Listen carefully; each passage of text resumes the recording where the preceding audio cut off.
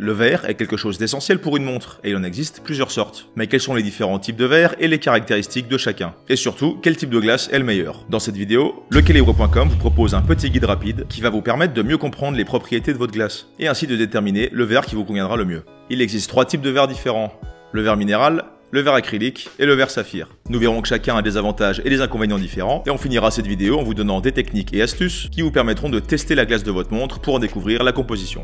Commençons avec le verre minéral. Les premiers verres de montre de l'histoire étaient faits de verre minéral, le même matériau qui est utilisé pour les vitres et dont la plus vieille recette remonte à 700 avant Jésus-Christ. Ce verre est fait principalement à base de sable chauffé à haute température, et il offre de nombreux avantages correspondant aux caractéristiques nécessaires pour les verres de montre, puisqu'il est malléable, transparent avec peu de réflexion, simple à produire et très bon marché. Son inconvénient principal réside dans sa fragilité. C'était pas très important pour les montres de poche, quand ces dernières étaient les seuls garde-temps disponibles, puisqu'elles étaient le plus souvent protégées par un couvercle métallique et rangées dans une poche à l'abri des chocs. Pour une montre bracelet en revanche, c'est une autre histoire. Les chocs du quotidien, même minimes, auraient suffi à briser les premiers verres minéraux. Les chercheurs ont donc mis au point des variantes du verre minéral plus résistantes au fil du temps, que l'on appelle le verre trempé. Les premières innovations dans ce secteur consistaient à chauffer le verre pour le rendre plus résistant. Puis dans les années 70, un procédé à base de bain de sel a vu le jour. L'ajout d'oxyde d'aluminium et d'oxyde de bore dans le verre a également permis d'améliorer sa résistance aux rayures, qui reste inférieure à celle du saphir, mais qui est supérieure à celle de l'acrylique, qu'on verra plus tard. Le verre minéral est utilisé aujourd'hui principalement sur les montres d'entrée de gamme, mais on trouve aussi des versions durcies plus ou moins complexes sur de belles pièces, notamment chez Seiko, qui a renommé son type de verre minéral développé en interne Hardlex. Concernant les avantages du verre minéral, il est facile à produire, malléable, économique, il résiste aux rayures, et il crée peu de réflexion. Son inconvénient principal est sa fragilité. Le verre acrylique.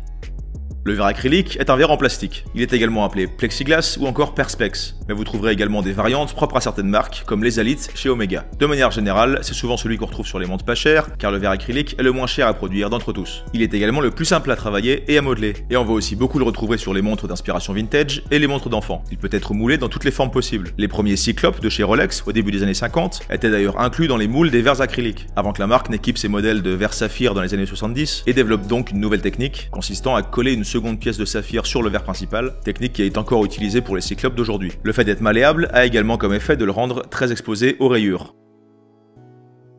Mais ces dernières, si elles sont superficielles, peuvent aussi être atténuées avec le polissage. Pour ce faire, on peut utiliser du papier ponce ou du Polywatch, un produit prévu pour ce type d'utilisation. On vous met un lien en description si vous voulez en commander. En cas de grosse rayure, en revanche, il faudra certainement changer le verre. Certains verres acryliques sur des montres vintage mal entretenues sont tellement rayés que les cadrans sont illisibles. Le remplacement d'un verre acrylique ne coûte d'habitude que quelques dizaines d'euros. Comme on l'a dit, le verre acrylique est bien souvent utilisé sur des modèles d'entrée de gamme, mais on le retrouve aussi sur des pièces bien plus nobles, dans le milieu voire le haut de gamme, principalement pour des raisons techniques. Nous reviendrons d'ailleurs un petit peu plus tard sur un exemple qui est allé sur la Lune. Pour la petite histoire, les vitres des sous-marins sont elles aussi en verre acrylique. Au niveau visuel, le verre acrylique offre une réflexion limitée, ce qui permet une lisibilité claire et simple, peu importe la lumière. Les vieux verres acryliques que l'on trouve sur les montres vintage peuvent parfois prendre une teinte un peu jaunie, ce qui donne un aspect authentique qui plaît à de nombreux collectionneurs, dans la même idée que la patine d'un cadran. Pour les avantages du verre acrylique, il est peu cher, facile à travailler, on a la possibilité de le polir, il est plus résistant que les autres options, il se fissure mais n'éclate pas, et il crée très peu de réflexion. Son inconvénient, il est plus résistant aux rayures.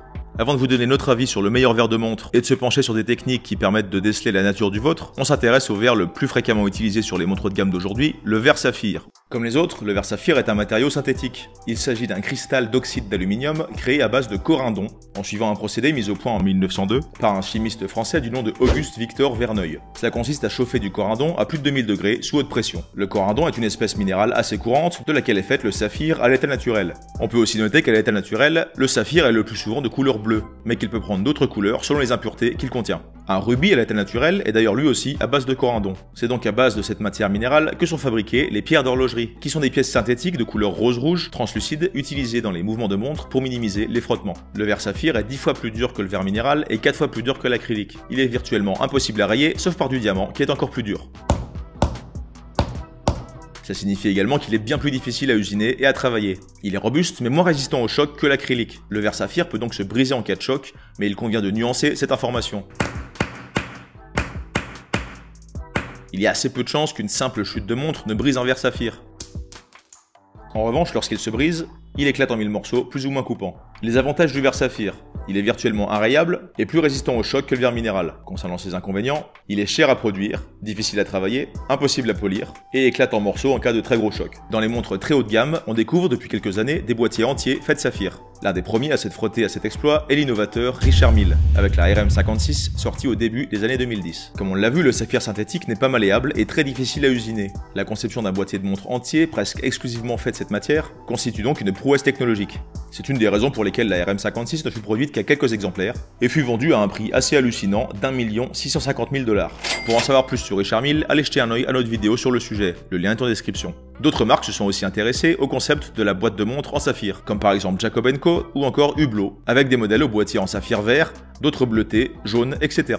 Ces dernières annoncent souvent des prix catalogue aux alentours de 150 000 €. On est loin des prix des Richard Mille, mais ça reste quand même le prix d'un petit appartement dans certaines régions de France. Toujours chez Hublot, on peut aussi évoquer la MP05 La Ferrari Saphir, dont on vous a parlé dans notre vidéo sur les montres de Floyd Mayweather.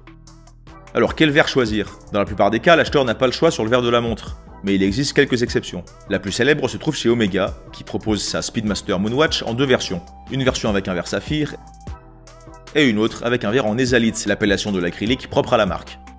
Les Omega Speedmaster, qui ont été sélectionnés pour équiper les astronautes, dont ceux qui ont marché sur la Lune, étaient en effet équipés de verres en ésalite. Le fait qu'ils se fissurent ou se cassent net, mais ne se brisent pas en 1000 morceaux en cas de choc important, est une caractéristique déterminante dans certaines situations, notamment dans une fusée ou un module spatial. Des morceaux de verre coupants, en suspension dans l'air en raison de l'absence de gravité, représenteraient un danger considérable pour les astronautes sur place. À part quelques exceptions comme celle-ci, les modèles de montres sont d'habitude proposés avec un seul type de verre. Avant de découvrir le meilleur verre de montre et les techniques pour les reconnaître, on prend 30 secondes pour vous parler de Chronext qui sponsorise cette vidéo. Chronext, c'est un site d'achat et de revente de montres neuves et d'occasion basé en Allemagne. Les montres sont toutes vérifiées et révisées par leurs horlogers spécialistes avant d'être vendues. Aucun risque donc de vis cachés ou de contrefaçon. Ils reçoivent de nouveaux modèles chaque semaine et en proposent plus de 7000 sur leur site, toutes marques confondues, de Rolex à Hublot, en passant par Cartier, Grand Seiko, Audemars Piguet et bien d'autres. Toutes les montres bénéficient d'une garantie de 2 ans, les paiements sont sécurisés, la livraison est gratuite et vous pouvez renvoyer la montre sous 14 jours si vous changez d'avis. Ils ont aussi un pick-up lounge à Paris pour celles et ceux qui préfèrent retirer leur montre en main propre et se faire offrir une coupe de champagne pour l'occasion. Pour en savoir plus, allez voir le lien en description et utilisez le code promo Le Calibre lors de votre prochain achat pour bénéficier de réductions allant de 75 à 750 €. En plus, ça permet de soutenir la chaîne. Alors quel est le meilleur verre de montre?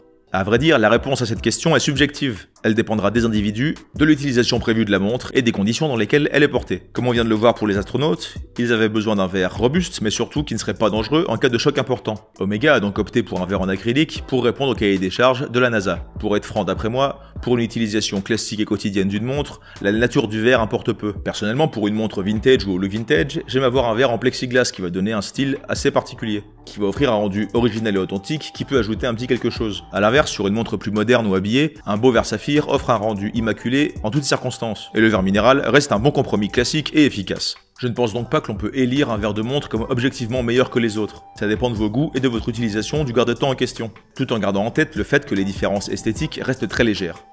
Comment vérifier la nature d'un verre de montre?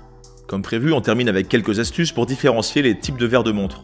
Notez que ces techniques à faire chez vous n'offrent pas d'informations exactes. Les variétés de verres sont grandes et les différents revêtements ou traitements utilisés sur les différentes catégories peuvent modifier leurs caractéristiques. La façon la plus sûre de s'assurer qu'un verre est en verre saphir consiste à utiliser ce qu'on appelle un Diamond Selector. Il s'agit d'un petit appareil qui vous indique si vous êtes en présence d'une pierre précieuse type diamant, agate, saphir, etc. Si vous voulez un conseil, faites attention à ne pas tester vos propres bijoux en public si vous avez un doute, pour ne pas devenir la risée de vos potes comme c'est arrivé au rappeur 6ix9ine. Nah, man, come on. Where'd you get your jewelry from, dog? Nah, bro, nah, hold on. En le plaçant sur un verre de montre, si l'appareil sonne, il s'agit d'un verre saphir. S'il ne sonne pas, c'est certainement un verre minéral ou acrylique. Ces petits appareils sont bon marché et bien pratiques. On vous met un lien en description si vous voulez en commander un. Seconde technique dont nous avions parlé dans notre vidéo expliquant comment reconnaître une fausse montre Omega, la technique de la goutte d'eau. En posant une montre sur une surface plane et en déposant une goutte d'eau sur le verre propre, vous aurez déjà quelques informations. Si la goutte garde sa forme de goutte, semble comme en suspension sur le verre et glisse lentement sur sa surface sans laisser de traces lorsque vous inclinez la montre, il s'agit certainement d'un verre saphir. Si en revanche la goutte s'aplatit d'un coup, s'étale sur le verre et laisse une trace sur la surface après avoir glissé rapidement lorsque vous l'aurez incliné, il s'agit très probablement d'un verre minéral. Autre point, au toucher, le verre saphir a tendance à être plus froid que les autres. Le verre minéral peut l'être aussi, mais l'acrylique a souvent un toucher plus neutre et plus chaud. En tapotant avec votre ongle sur les différents verres, vous pouvez également vous faire une idée du type de verre. Le verre acrylique va produire un son très aigu et le toucher plastique est souvent reconnaissable. Le verre minéral aura aussi un son assez aigu, mais le verre saphir étant plus dense, il émet d'habitude un son plus grave et sourd, offrant un toucher de qualité plus élevé. Le verre saphir est également plus lourd que les autres. N'hésitez pas à nous donner vos propres techniques, on vous met ici un autre sujet intéressant, et ici une autre vidéo qui devrait vous plaire. Et à bientôt sur lecalibre.com.